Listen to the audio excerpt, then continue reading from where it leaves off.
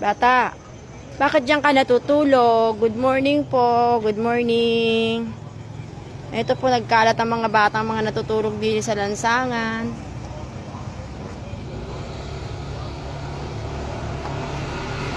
Good morning po sa inyong lahat. Ito po, may nakita ko po natutulog din ito. Sa may tapat ng bakery, malapit po sa aming bahay. Shh, bata! Uy, bata, bakit diyan ka natutulog? Ha? Wala ka bang nanay, tatay? Wala ka bang bahay? Ba't diyan ka natutulog? Ha? Uy, ba't diyan ka natutulog? Wala ka bang bahay sa inyo? Ha? Ayaw niya sumagot.